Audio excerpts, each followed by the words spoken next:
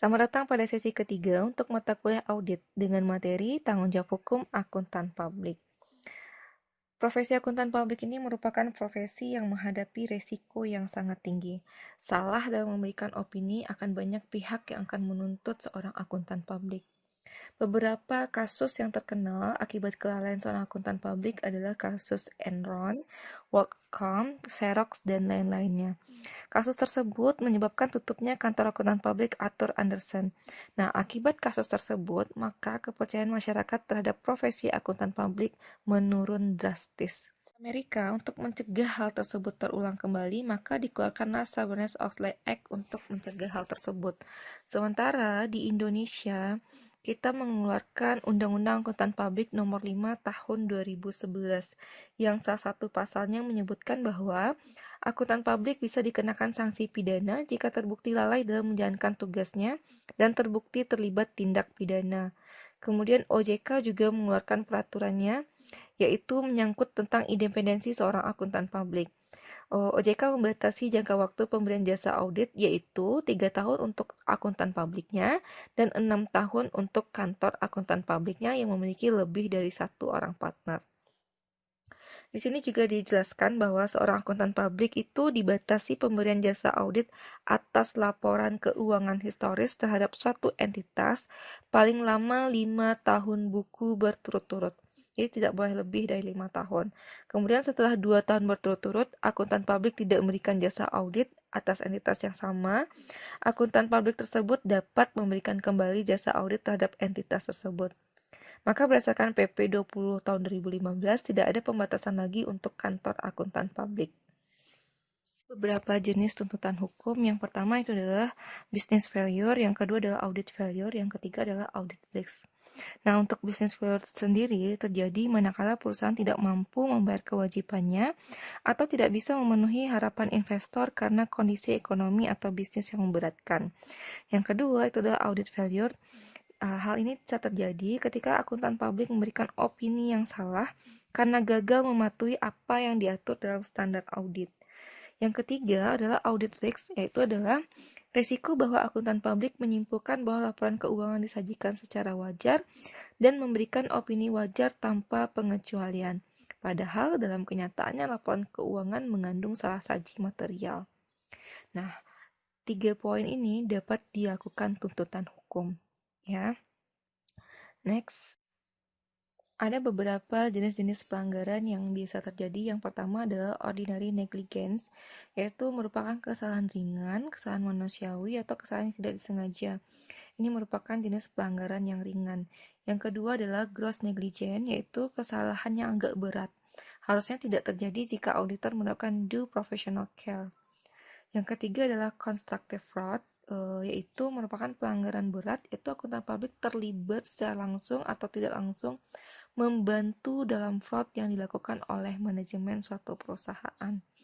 Yang keempat adalah fraud, yaitu pelanggaran yang sangat berat. Di sini akuntan publik secara sadar terlibat bersama manajemen dalam melakukan fraud. Di Indonesia sendiri, tuntutan hukum itu bisa berasal dari klien, calon investor, OJK, PPPK Kementerian Keuangan, Bank Indonesia, dan pengguna laporan keuangan. Tiga item ini bisa melakukan tuntutan hukum kepada seorang akuntan publik. Yang pertama itu klien. Klien jika merasa dirugikan atau merasa bahwa opini yang diberikan oleh seorang akuntan publik itu tidak sesuai, maka atau jika seorang akuntan publik tidak bekerja sesuai kontrak yang sudah ditetapkan, maka klien dapat melakukan tuntutan kepada akuntan publik. Yang kedua, calon investor juga bisa melakukan tuntutan kepada akuntan publik karena masyarakat itu sangat mempercayai laporan keuangan yang sudah diaudit. Nah, jika seorang investor merasa dirugikan akibat laporan keuangan atau opini yang dikeluarkan oleh seorang auditor, maka investor tersebut dapat melakukan tuntutan. Begitu juga dengan seterusnya. Nah, untuk sanksi yang diberikan itu dapat berupa peringatan tertulis, penghentian sementara, kemudian juga berupa pencabutan izin. Next, agar terhindar dari tuntutan hukum, maka seorang auditor harus pintar atau jeli dalam melakukan pekerjaan. Nah, yang pertama, pilihlah klien yang memiliki integritas atau jangan sembarangan menerima klien. Yang kedua, pilihlah audit staff yang qualified dan memiliki integritas. Kita harus memiliki seorang staff yang memiliki kualifikasi dan memiliki jiwa integritas yang tinggi. Yang ketiga, pertahankan independensi kita. Jangan mau dipengaruhi oleh hal-hal yang negatif atau hal-hal yang keuntungan sesaat. Yang keempat, patuhi standar audit, kode etik akuntan publik. Ini sudah pasti ya, kalau kita tidak mematuhi standar audit dan tidak berpedoman pada kode etik akuntan publik, maka sudah pasti tuntutan hukum itu akan dekat bagi seorang akuntan publik. Berikutnya, memiliki sistem pengendalian mutu. Sudah pasti kita harus menjaga mutu dari akuntan publik kita sendiri. Kalau kita tidak memiliki mutu, maka sangat rentan untuk menghadapi masalah hukum. Berikutnya, pahami bisnis klien. Kalau kita tidak paham dengan bisnis klien, kita bisa-bisa salah dalam menerjemahkan bagaimana laporan keuangan disajikan. Nanti jika kita salah menerjemahkan atau membaca laporan keuangan tersebut, maka kita juga akan salah dalam memberikan opini. Berikutnya, lakukan audit yang berkualitas. Tentu, jika audit yang berkualitas, maka kita akan terhindar dari tuntutan hukum. Berikutnya, dukung laporan audit dengan kertas kerja yang lengkap. Artinya, lengkapilah segala sesuatunya itu dengan kertas kerja. Jadi, kita bekerja itu ada kertas kerja yang kita punya. Jangan bekerja itu asal-asalan.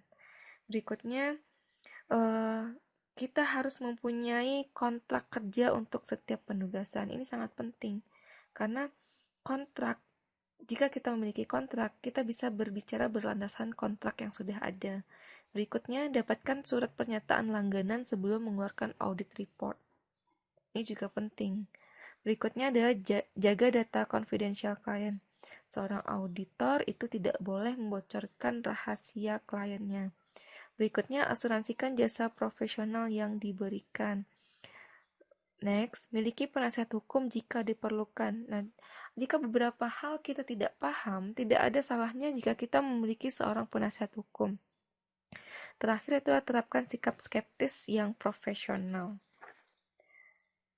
Oke, saya rasa cukup untuk materi hari ini.